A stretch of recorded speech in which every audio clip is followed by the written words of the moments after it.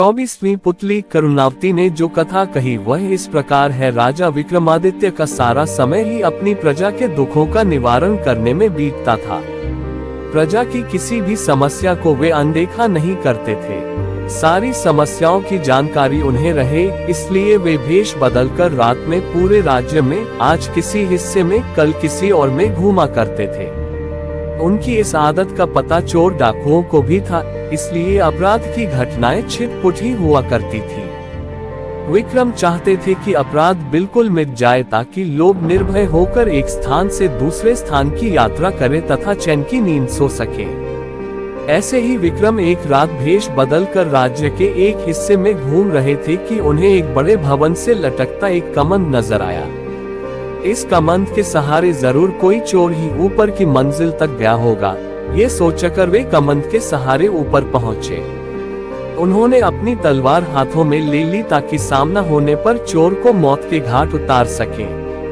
तभी उनके कानों में स्त्री की धीमी आवाज पड़ी, तो चोर कोई स्त्री है, ये सोचकर वे उस कमरे की दीवार से सटकर खड़े हो गए जहां से आवाज आ रही थी। कोई स्त्री किसी से बगल वाले कमरे में जाकर किसी का वध करने को कह रही थी। उसका कहना था कि बिना उस आदमी का वध किए हुए किसी अन्य के साथ उसका संबंध रखना असंभव है। तभी एक पुरुष स्वर बोला कि वह लुटेरा अवश्य है, मगर किसी निरपराध व्यक्ति की जान लेना उसके लिए संभव नहीं है। वह स्त्री को अपने साथ किसी सुदूर स्थान जाने के लिए कह रहा था और उसके विश्वास दिलाने की कोशिश कर रहा था कि उसके पास इतना अधिक धन है कि बाकी बची जिंदगी वे दोनों आराम से बसर कर लेंगे। वह स्त्री अंत में उससे दूसरे दिन आने के लिए बोली, क्योंकि उसे धन बटोरने में कम से कम 24 घंटे लग जाते। राजा समझ गए कि पुरुष उस स्त्री का प्रेमी है तथा स्त्री उस सेठ की पत्नी है जिसका ये भवन है।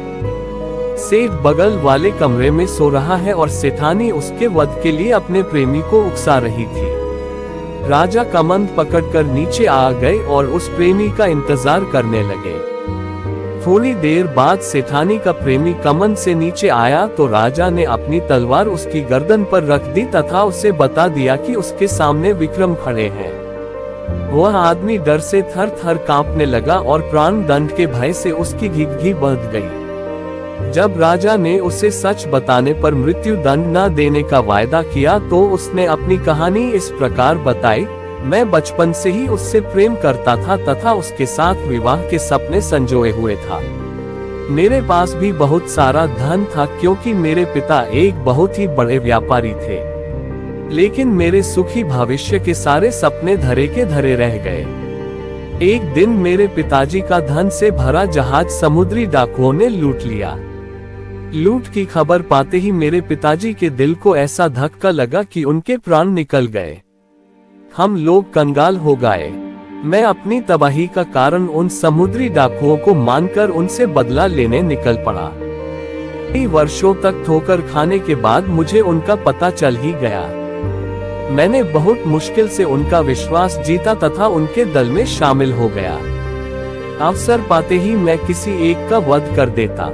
एक एक करके मैंने पूरे दल का सफाया कर दिया और लूट से जो धन उन्होंने एकत्र किया था वह लेकर अपने घर वापस चला आया।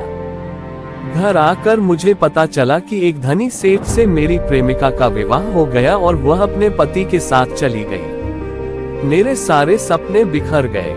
एक दिन उसके मायके आने की खबर मुझे मिली तो मैं खुश हो गया। वह आकर मुझसे मिलने लगी और मैंने सारा वृतांत उसे बता दिया। एक दिन वह मुझसे मिली तो उसने कहा कि उसे मेरे पास बहुत सारा धन होने की बात पर तभी विश्वास होगा जब मैं नौलखा हार उसके गले में डाल दूं। मैं नौलखा हार लेकर गया। तब तक वह पति के पास चली गई थी। मैंने नौलखा हार लाकर उसे पति के घर में पहना दिया तो उसने अपने पति की हत्या करने को मुझे उकसाया।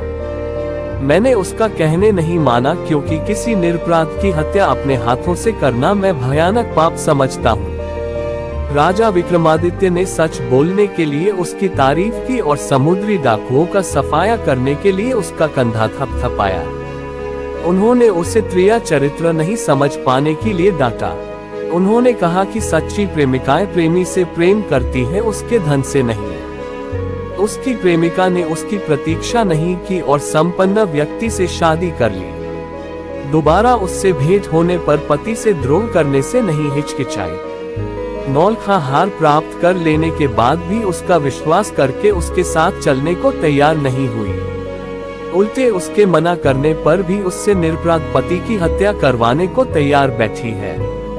ऐसी निष्ठुर तथा चरित्रहीन स्त्री से प्रेम सिर्फ विनाश की ओर ले जाएगा। वह आदमी रोता हुआ राजा के चरणों में गिर पड़ा तथा अपना अपराध क्षमा करने के लिए प्रार्थना करने लगा। राजा ने मृत्युदंड के बदले उसे वीरता और सत्यवादिता के लिए ढेरों पुरस्कार दिए। उस आदमी की आंखें खुल चुकी थी। दूसरे दिन रात को उस प्रेमी का भेष धरकर वे कमंद के सहारे उसकी प्रेमिका के पास पहुंचे। उनके पहुंचते ही उस स्त्री ने स्वर्णाभूषणों की बड़ी सी थैली उन्हें अपना प्रेमी समझकर पकड़ा दी और बोली कि उसने विष खिलाकर सेठ को मार दिया और सारे स्वर्णाभूषण और हीरे जवाहरात चुनकर इस थैली में भर लिए। जब राजा कुछ नहीं बोले तो उसे शक हुआ और उसने नकली दाढ़ी मूंछ नोच ली। किसी अन्य पुरुष को पाकर चोर चोर चिल्लाने लगी तथा राजा को अपने पति का हत्यारा बताकर विलाप करने लगी। राजा के सिपाही और नगर कोतवाल नीचे छिपे हुए थे। वे दौड़कर आए और राजा के आदेश पर उस हत्यारी चरित्रहीन स्त्री को गिरफ्तार कर लिया गया।